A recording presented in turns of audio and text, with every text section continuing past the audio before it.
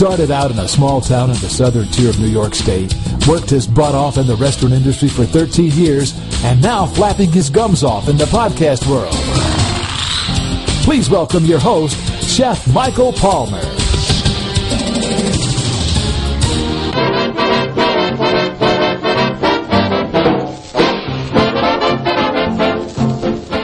Oh crap, what a day. Welcome to the weekly podcast of the Culinary Post. I have some bad news. Oh no. No restaurant news, no food recalls on this episode, not even the recipe of the week, because we have a full program for you. So if you want all that, get on the website, culinarypost.info. Promise you next week, we're going to have the extended version of the Culinary Post, which is going to be probably a 2-hour show. Why we're going to do it like that, the first hour, we have the interview with Alcalde Sauces. The second hour, we have something, we are interviewing again Robert Small and David Croft, and we're going to talk about the food pyramid. 2 hour special for the first time on the Culinary Post. Yeah, we're going to be tired. Also, during the show, what's funny, we re-record the podcast on Thursdays, so you can watch us on TV every time when we do a recording. So if you're watching us on live stream, which is the Culinary Post TV, you get to see us do the podcast on Thursday evenings. Right, babe? Right, baby. Also, my awesome wife bought me a awesome book for Father's Day, and we won't tell you what's that until at the end of the program. Also, we're going to ask you a question. What is the healthiest potato ever? We're going to be answering that question. Do you even know what the healthiest potato is, hon? No, baby. What? You won't find out till the last of the program. Can't wait. Me either. Well, let's go ahead and break into the phone call. We have a phone call from Judge Ed Emmett, and I don't want to take up much of his time. He's a busy judge, and we love him, so I hope y'all love him too. He's pretty cool.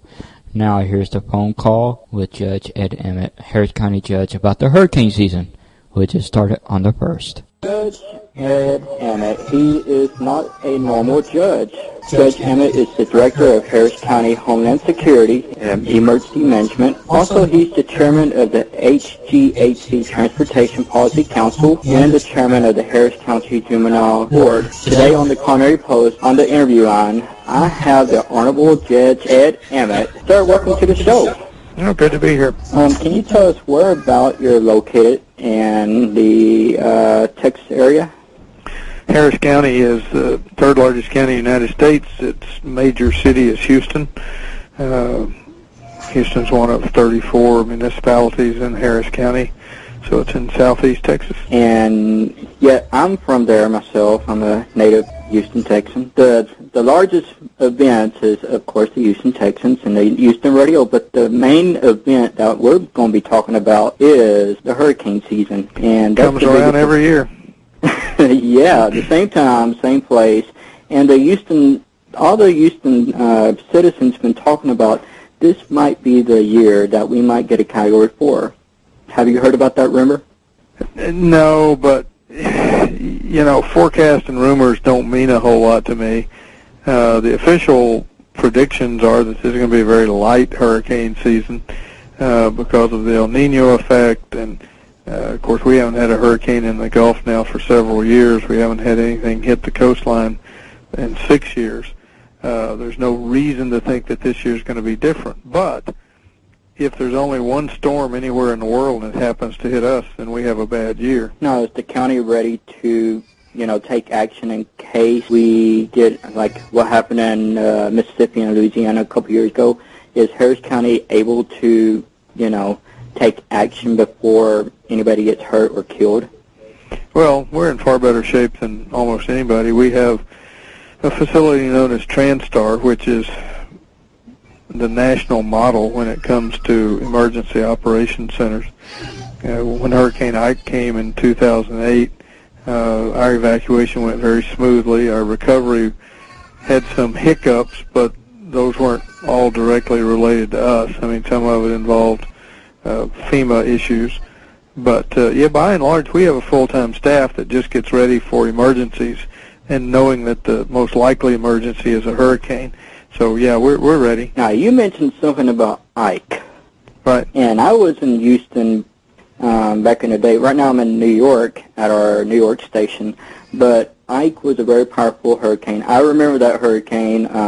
One of our shelters was the Crosby ISD school. They opened up the shelter. And it was a very powerful hurricane, flooding, lights out, everything. But the next day, probably it was around 3 or 4, maybe 5, our lights came back on. Now, is the county ready to turn the lights back on within the next day after the hurricane, leaves the town? Well, of course, the county, nor the city, nor the state have anything to do with the lights. That's all a function of CenterPoint, which is the utility that's responsible for making that happen. And it really just depends on what part of town you're in. We have a lot of trees. Trees come down on power lines. When power lines go down, then the lights go off. Some places never lost power. Some places had it back immediately. But unfortunately, some places didn't get their lights back for 2 weeks. We can never predict. It just depends on which lines go down and how much damage there is to the grid. And I remember there wasn't much damage, but it was just a bunch of, lamps down, of course, you said, and there was a lot of flooding. I mean, floodwaters were just bad. And I just remember that. I mean, we evacuated within a day. We were already in the shelter. Well, it depends on what part of the area you're in. If you're in an area that's subject to a storm surge, then, we want everybody to evacuate.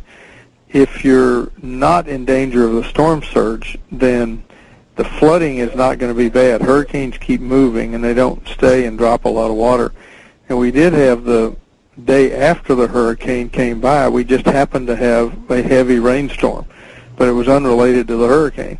But we live in a low-lying area, and so the bayous and creeks down here frequently get out of their banks. But Hurricane Ike was a special case, but most of the damage that was inflicted was from the storm surge. Now, I remember somebody said every area is zoned, like Zone 1 is probably the highest effective area of flooding. Can you describe what I'm talking about to our fans about the zoning? Well, basically, it's very logical.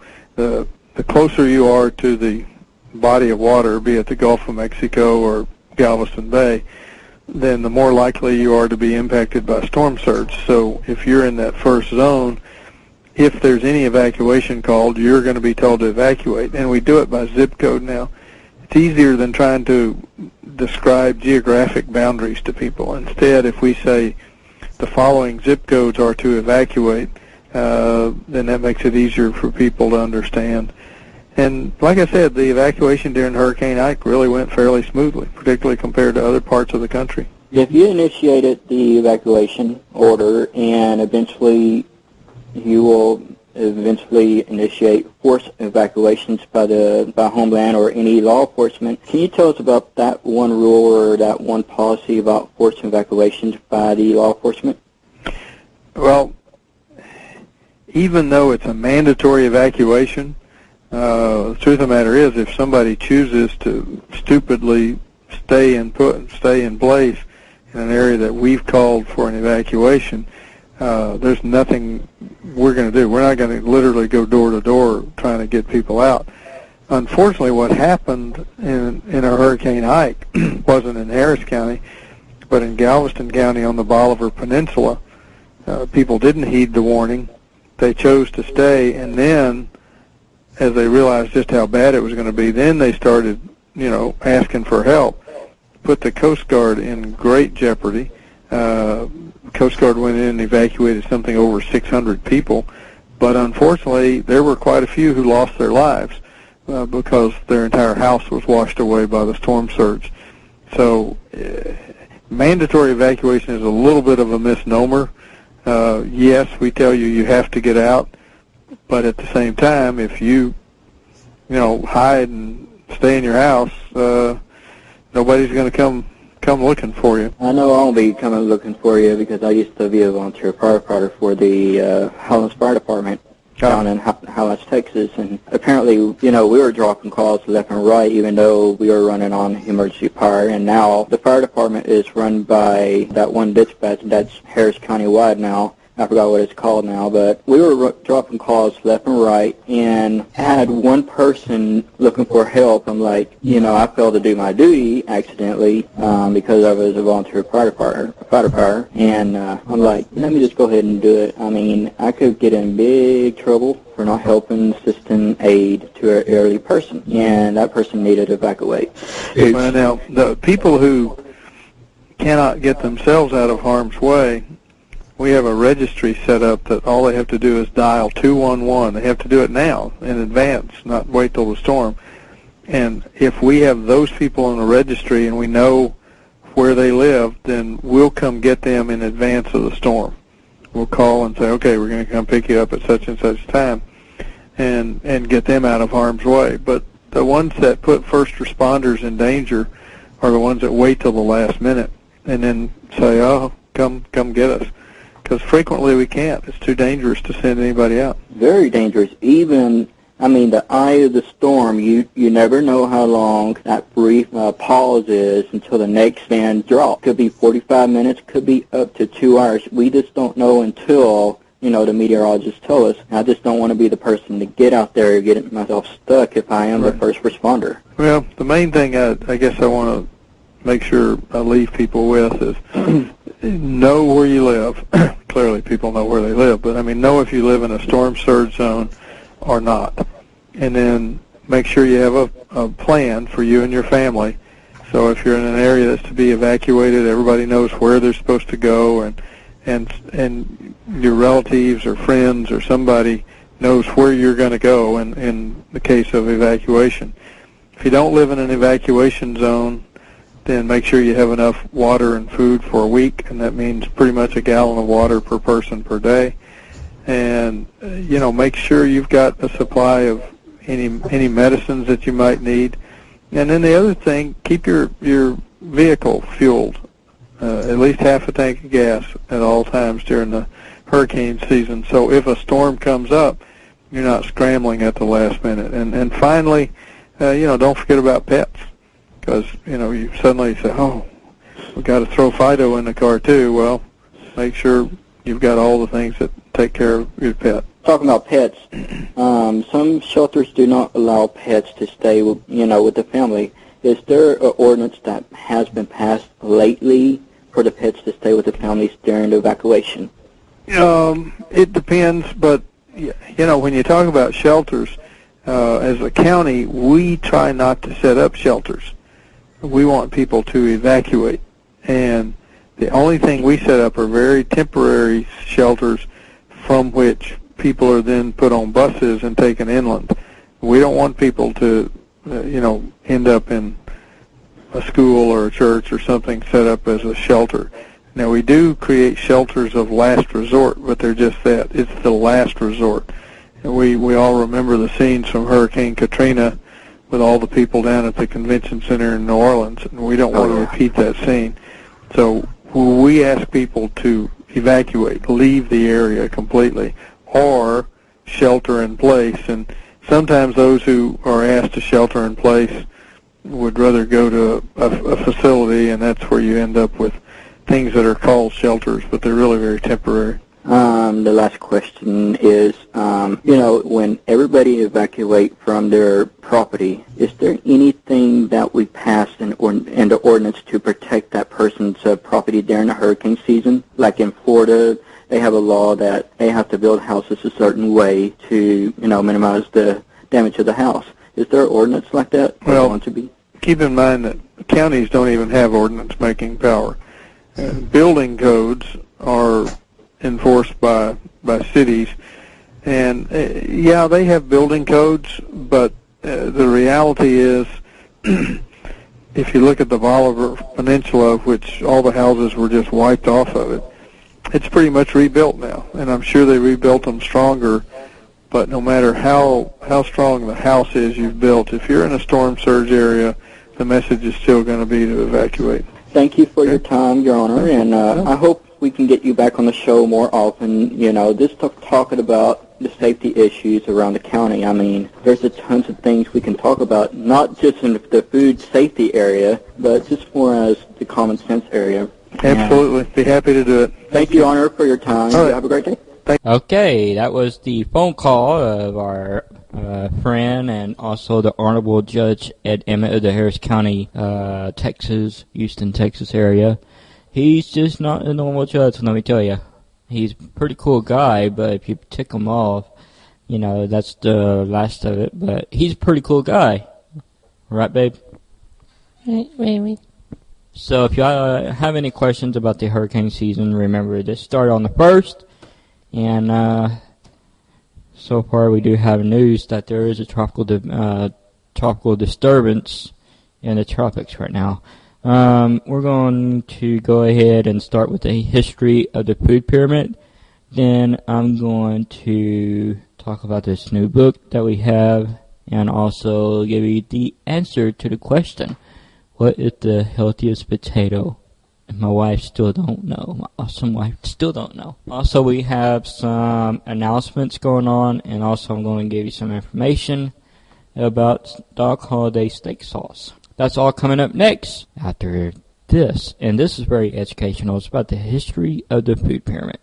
Y'all enjoy this one. Okay, here we go. This is Chef Mike, and right beside me, of course, is my awesome wife, Chef Morgan Palmer. For the first time in this podcast, we're going to be talking about the food pyramid. We might go off the chain a little bit. You just never know, but definitely we'll try to be short and sweet with this one subject. With that said, let me just give you a preview on the syllabus. And if you're watching on YouTube, you get to see what I get to see, which is my desktop of the presentation I made for my YouTube and live stream crowd. So we're doing all this thing at one time, podcast and the visual, the visual part, the visual for the YouTube and live stream. So it's one big happy podcast for all three families. Alright. Week 1, if you're viewing on YouTube or live stream, hey guys, welcome back. What's funny? Last week, before I actually get started, last week, I went on live stream for a couple of minutes. Give you a little preview what I'm teaching on, and I actually taught on the history of the food pyramid last week on live stream. Just to test it out and everything else. So if you saw that, now you get to see this on YouTube this week and hear it on podcast this week. So it's kind of crazy how things are working as far as the broadcast goes. So let's get back to the syllabus. The food pyramid syllabus for the next 7 weeks. We're also going to the month of July, only the first week. About this subject called food pyramid. Every week we're going to do something, but we're not going to take up the whole show because we still want to do your restaurant news, your food recalls, and give you a little bit of heads up on what's going on, answer your questions, or just have fun on the show. Right, babe? Okay. Alrighty. I think we got that covered. Now let's go back to the history. Week 1 will be the history of the food pyramid. Week 2 will be about the bread, cereal, rice, pasta group. Week 3 will be the fruit group. Week 4 will be the vegetable group. Week 5, the meat, poultry, fish, dry beans, eggs, and the nuts group. So if you feel nutty, come back on week 5. If you feel fruity, go to week 3. So far, again, week 1 through 5, it's going to be an awesome 5 weeks with y'all. Again, that's History of the Food Pyramid, which starts today. Week 2 will be the bread, cereal, rice, pasta group. Week 3 will be the fruit group. Week 4, the vegetable group. Week 5, meat, poultry, fish, dry beans, eggs, and nuts group. Week 6 will be the milk, yogurt, cheese group. Week 7 will be the fats, oils, and sweets group. If you have any questions, concerns, or just want to make a comment, you're welcome to. We try to leave everything open where y'all can comment on YouTube and the social media networks and stuff like that. Feel free to ask questions there, just comment, or feel free to email either myself or my awesome wife. My email is chefmikepalmer@gmail.com. My wife is chefmorganpalmer@gmail.com. We usually answer our emails Monday through Friday during the day.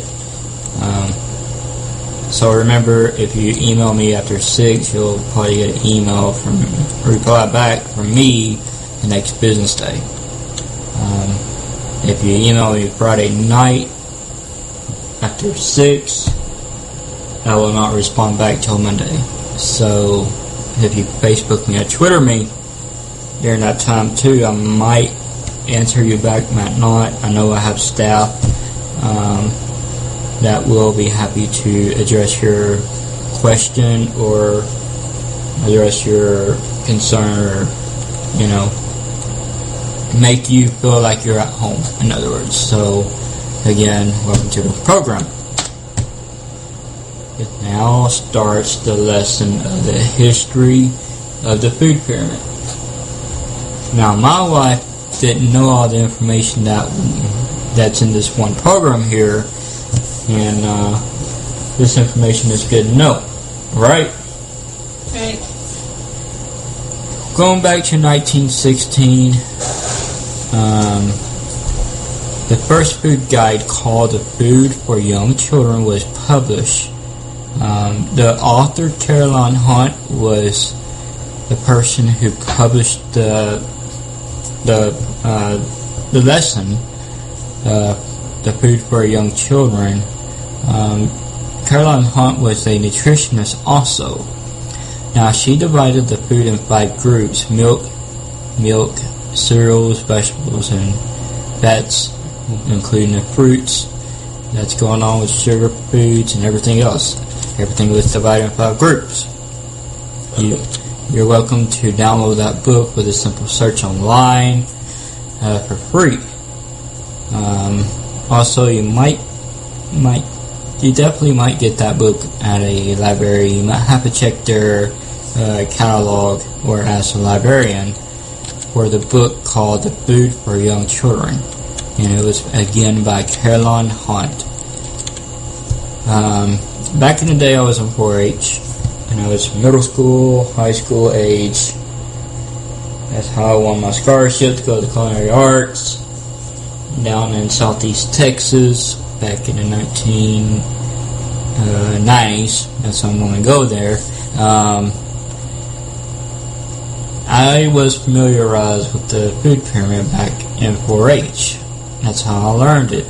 Also back in high school, middle school. So here we go. The 4-H food preparation demonstration back in the 1940s, there was a poster that shows the wheel of good eating, which we will cover here shortly. It showcases the basic 7 food groups that they had in World War II. I bet you did not know that, babe. Nope. Right. Let's cover that right now. I'm going to start backwards. Some people want to start forwards. Back in group 1, I'm going to start at group 7. Y'all ready? I know y'all are. Take notes. Butter and fortified margarine is in group 7. Group 6 is bread, flour, and cereal group. Group 5 is the meat, poultry, fish, and egg group. Week 4 was the milk and the dairy products, or the other milk products. Group 3 was the vegetable and other vegetables. The potatoes and other vegetables and fruit group. The group 2 was the oranges, tomatoes, and grapefruit. Group 1 was green and yellow vegetables. Because back in 1943, USDA announced the Basic 7, which is a modification of the nutritional guidelines just to help people deal with the food rationing during the World War II. Again, we want to thank each and every veteran that served back in the day. We appreciate you, and again, thank you for serving in the armed forces. Every day is Veteran Day here at the Culinary Post. Again, we want to thank you so much for serving in the military. Alright? Alright. My dad was a Marine back in the day, so, I know how things go in the military family. It's not fun half of the time. But soon after this, the basic 4, including the milk, meats, fruits, vegetables, grains, was introduced to make things easier to understand and continue nearly for a generation. In 1941, the National Nutritional Conference was called into action, prompted by President Franklin Roosevelt for the first time in the USDA history. He came up with a recommended dietary allowance, RDA, for Americans to follow. Back in 1956, the Essentials of Adequate Diet streamlined recommendations, cutting down the 7 into a 4 food group for all the school children to learn for many decades. As of today, you'll see the food pyramid hanging up in a school somewhere in the cafeteria or near the cafeteria that shows the food pyramid. If the school didn't hang it, you can request the school, or you can request that school to hang it for its children and teach it. Mainly the focus was still making sure that people got enough, and soon it will be making sure that people didn't eat too much. Nearly in a year in 1979, the year I was born, in the sparingly named guide, Food, the USDA addressed the link between too much of certain foods and chronic diseases. The publication added a tasty, unpredictable cuisine called fats and oils and sweets to the 4 basic food groups, cautioned with moderation. Now our favorite part. If you're watching on YouTube and live stream, here we go. Here's the food pyramid. This is what it looks like. It looks like a big triangle, and it's very easy to read. And I'm going to tell you why after this one, why this one is much better than my pyramid. Here we go. USDA introduced a pyramid with bricks representing the proportions of food in a balanced diet. Starting with the bottom, food, bread, cereal, and pasta group recommended 6 to 11 servings. Off to the left is on top of that big one is the vegetable group. Very highly recommended 3 to 5 servings out of the day. Now next to the vegetable group is the fruit group. 2 to 4 servings a day. On top of those 2 is the milk, yogurt, and cheese group. It's very recommended that you have 2 to 3 servings. Next to that group is the milk, poultry, fish, dry beans, eggs, and your nutty group. They want you to have 2 to 3 servings. On top of that is the last one, and you have to eat it very sparingly, is your fats, oils, and sweets, or your fast food group. Eat it sparingly. It's very important that you do so. Now what I was talking about, my pyramid, and during our rehearsal before we recorded this, we had a little bit of fun. My awesome wife and I had fun with this one topic here. I can say my pyramid looks like crap and get away with it because I do not understand it. They say that the wedge is supposed to, convey then some food, some kind of crap like that. And the stairs were meant to show the need for activity, look as though we needed to exercise. All I can say is I don't like it one bit. It looks like crap. That's all I'm going to say.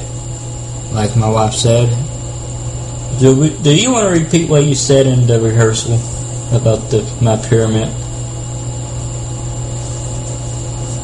Baby. What? It looked like heck. It does. She said another word. We're trying to keep it family friendly, but the rehearsal was funny. Every time when we do a podcast, we do a rehearsal. Reminds me of the Prairie Home Companion. I believe those guys have to rehearse before they go on the air on Saturday nights at the Prairie Home Companion. They have to rehearse. It's all monologue, right? Right. Does look like that. I don't know why they changed it. They should have left it alone. Amen. I think we just stick with what we know. The Eat Well plate, very understandable if you're viewing, again, the YouTube live stream. You know where I'm pointing at. You know where I'm going to be starting at is the two largest areas of the plate, the top part of the plate. You ready? Yeah. The green part of the plate. If you feel green today, you're lucky. That's your fruit and vegetables. Highly recommended from the USDA. You see me pointing at it, it's right here. The yellow section, the top of the plate. Highly recommended. Bread, rice, and potatoes with pasta and other starchy foods. Let's go to the bottom of the plate. The milk and dairy foods is right underneath the bread, rice, and potatoes, and pasta is a blue color. Eat less of that. Now, the meat, fish, and eggs, beans group, and non-dairy sources of protein is underneath the fruits and vegetables group. They want you to eat less of that. In the middle of the milk and the meat group is your foods and drinks that contains high in fat or in sugar. The USDA recommends you eat that sparingly. That goes also for fast food, unless you're eating a salad or water, or what Chloe calls the water, Wawa. Which she said that today. Yep. Just Wawa. She was asking for Wawa. Make sure you eat fast food very sparingly. Don't eat it every day, because what the USDA is saying now, since y'all picking out on fattening foods, that eventually we're going to run into a problem called obesity, which is not a good thing. This is what they should be the pyramid into. Now say that over here where they can... My awesome wife said this is what the government should be using right now because it's very easy to understand. Yes, they should have made the pyramid into a plate instead of stairs. Yeah, which they did. Really, the Department of Health Association, the Welsh Assembly government, the Scottish government, and the Food Standards Agency in Northern Ireland designed this. So our government should be picking up this idea any time now. Well, they better get to it. Yep. The things I could say right now. I don't know why they made it into stairs. Everybody's gonna, if they're trying to make it for kids, did it ever occur to them kids are gonna ask them? Because it is confusing. It is. So they should have made it into the plate. Either it's this or this that y'all need to be posting in the school cafeteria walls or some educational institution. That's all I'm going to say, because the words I could say right now could run the program forever. So I'm going to keep quiet and maybe post it on my private Facebook. Eventually, or just print out the stairs and take a crap on and throw it in the trash. That's all I'm going to say. At least I kept it clean during, True. Yeah, our rehearsal went out of control, But the point is, they should have made it into a plate and not stairs. Yeah, that's the major point. If they want people to eat well, they should have made it into a plate like that shows how they can eat well. How are they going to know they can eat well by looking at stairs pyramid? Yeah, really. Anyways, It looks like a bunch of vegetables attacking each other or something at the bottom of the stairs. yeah, it looks like let me bring it back up. It looks like a freaking war. Look at all that. It looks like a war down here. If you're listening on a podcast, if you're not viewing a YouTube or live stream, let me describe this picture to you. Eventually I'm going to post it on Facebook. Is all your food items is on the bottom of this huge the huge triangle. It looks like a freaking war. I do not understand it one bit. Then there's just Either it looks like a war or it looks like somebody threw that back up because they got sick of looking at the stair pyramid. That's what I'm thinking. That you can get that if you like that picture real good. You can get it at mypyramid.gov. That's all I'm gonna say. Alrighty. That's all. Alright, that's all I'm gonna say about that. Well, we had a bet going on. Let's talk about that bet, babe. Okay, it was like a 20-minute topic. I thought it was going to be 26, but with me editing some things out, it turned out to be 20 minutes. But it was funny, my wife was betting 36 minutes into the program that we're looking at right now, and I was betting 40. Well, it stopped at, 37 minutes, something like that. Well, we both lost, and my wife's going to buy some beer, and I'm going to make some tea. Yep. You were very close. Let's switch on over to the Facebook right now. You're viewing my personal Facebook, away from my work, which you can see up here is Mike with my rainbow and everything. That's my personal. I do not add anybody, and that's work related on this Facebook. But with that said, Doc Holiday Sauces. We love that sauce, don't we, babe? Oh, yeah. And if you're on live stream, viewing me live right now, maybe, we don't know. Oh, there it goes. Here we go. There we are. We're live on live stream still, if y'all are listening in. Up here, you can view the sauce that we've been snacking on for the last couple of days. Called Doc Holiday Sauces. Go to their website, www.dochollidaysauces.com. That's DAYSauces.com.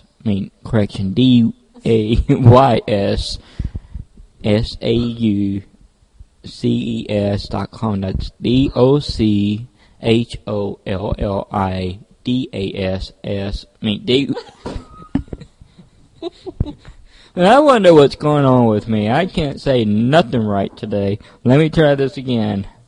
It's DOCHOLLIDAYS sauces.com. There we go.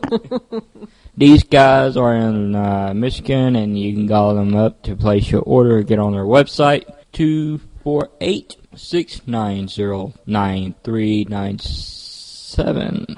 Again, 248-690-9397. It's been a long week, hasn't it, babe? Oh, yeah, baby. With the interview, got another interview coming up. By the way, I'm interviewing the Doc Holiday Sauces next week, and that's going to be on next week's podcast. So it's going to be interesting. Going on their website, pretty good sauce. Not too sweet, not too sour, not too spicy. It's just perfect. Goes better than the A1 sauce for sure. I tell ya. Now, let's get back to that question that we've been waiting for. What is the healthiest potato in this world? I don't know. Before I give you the answer, hey, you gotta have a little bit of fun, right? Oh, yeah. My wife bought me a book. It's a pretty dang good one.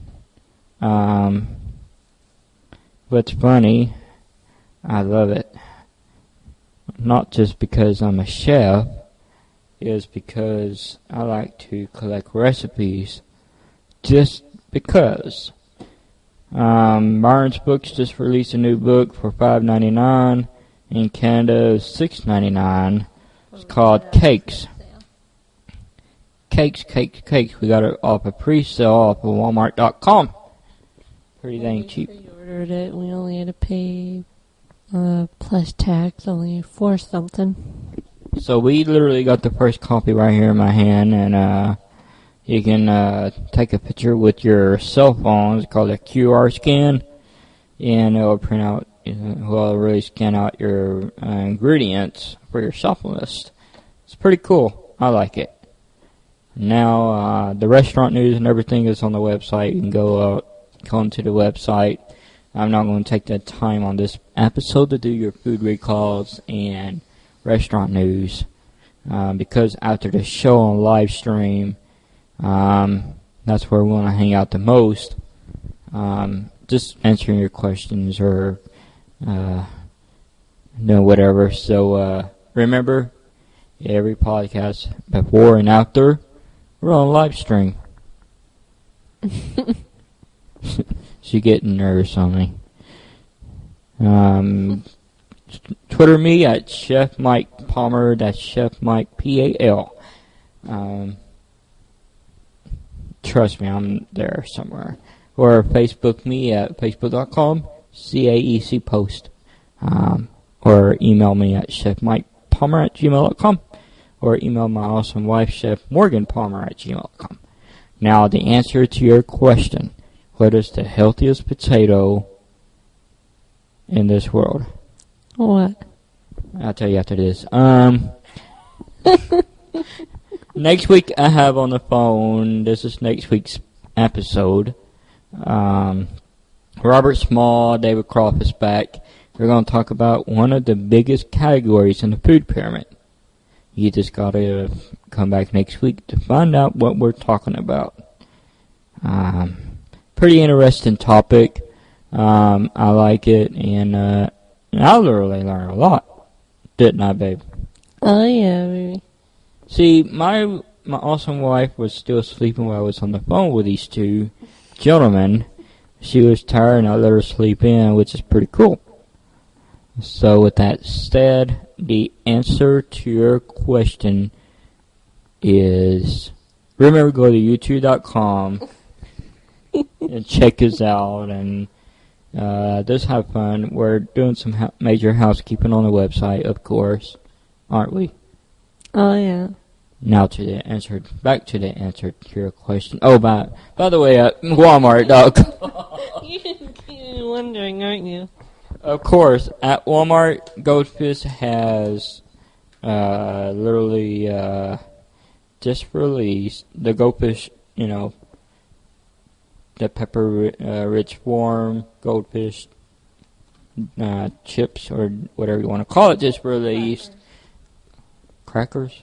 Yeah, Goldfish crackers. Yeah, Goldfish crackers. Just released the new brand, and the new taste of it. It's called French Toast. And don't forget the vanilla cupcake. And the cupcakes and something else. It's all good. There was vanilla cupcakes, the French toast, and the other one was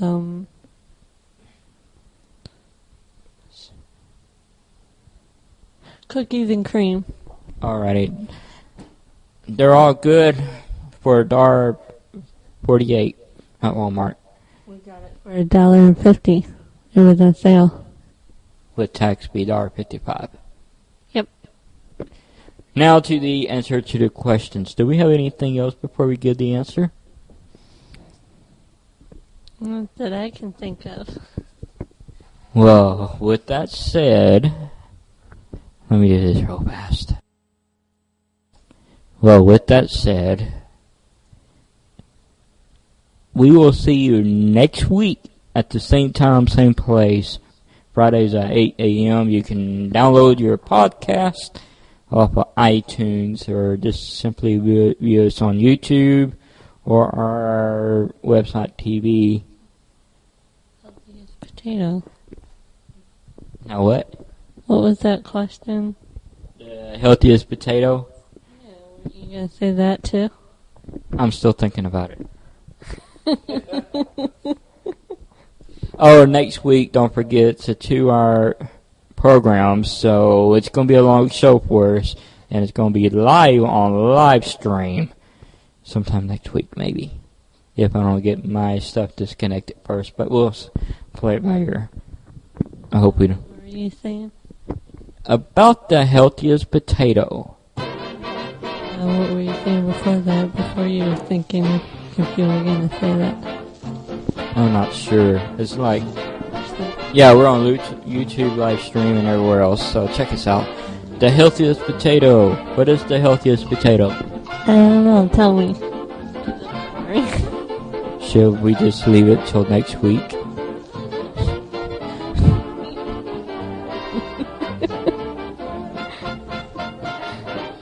I think we just leave it till next week.